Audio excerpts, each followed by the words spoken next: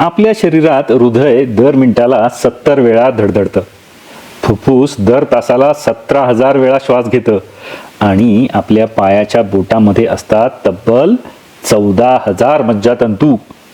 या बोटांमध्ये रंग बदलतो, सूज येते, हालचाल मंदावते, जखमा भरत नाही आणि हे सगळं म्हणजे आरोग्याचा लाईव्ह रिपोर्ट. पण आपण याकडे बघतो का? आज आपण विज्ञान, अनुभव आणि निरीक्षण यांच्या आधारे हे छोटंसं पण महत्त्वाचं बोट काय सांगतं हे समजून घेणार आहोत. आपण रोज आपल्या चेहऱ्याकडे बघतो, आरशात, फोटोमध्ये, पण किती वेळा आपण आपल्या पायांकडे पाहतो, विशेषतः पायाच्या बोटांकडे? ही बोटं बोलत नाहीत पण खूप काही सांगतात, जणू शरीराच्या अंतर्गत घडामोडींची एक खबरी असल्यासारखं. हृदय थकतंय, मूत्रपिंड त्रासात आहे, साखर वाढते, पोषण कमी पडतंय, हे सगळं कधी कधी पायाच्या छोट्याशा इटुकल्या बोटांवरनं आपल्याला समजू शकतं, पण आपण दुर्लक्ष करतो.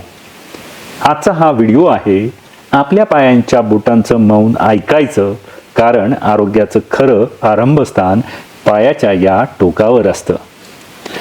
पहिला मुद्दा आहे बोटांच्या रंगावरून रक्तप्रवाह आणि हृदयाचं आरोग्य कसं समजतं. आपल्या शरीरातलं रक्त ऑक्सिजन वाहून नेतं. हेच ऑक्सिजनयुक्त रक्त जेव्हा पायाच्या टोकापर्यंत पोहोचतं तेव्हा बोटांचा रंग सामान्य गुलाबी किंवा तपकिरी दिसतो. पण जर का हा रक्तप्रवाह कुठे अडत असेल, मंदावत असेल किंवा ऑक्सिजनची कमतरता होत असेल तर त्याचा थेट परिणाम बोटांच्या रंगावर दिसतो. सायनोसिस हा शब्द तुम्ही ऐकलाय का? सायनोसिस म्हणजे काय? तर सायनोसिस हा एक वैद्यकीय शब्द आहे. यामध्ये त्वचा आणि श्लेष्मल त्वचा, स्किन अँड म्युकस मेम्ब्रेन्स निळसर करडसर दिसते. पायाच्या बोटांचा रंग निळसर करडसर दिसत असेल तर तो चेतावणीचा इशारा असू शकतो. याची लक्षणं आणि संभाव्य कारणं काय? बोट जर निळसर दिसत असतील तर याचा अर्थ शरीरात ऑक्सिजनयुक्त रक्त हे नीट पोचत नाही. याचं कारण काय असू शकतं? तर हृदयाची पंपिंगची कार्यक्षमता कमी झाली आहे, ज्याने हार्ट फेल्युअर हे त्याचं परिणाम असू शकतो. किंवा फुफ्फुसातून ऑक्सिजन पुरेसा मिळत नाहीये, COPD किंवा अस्थमा हे त्याचं कारण असू शकतं.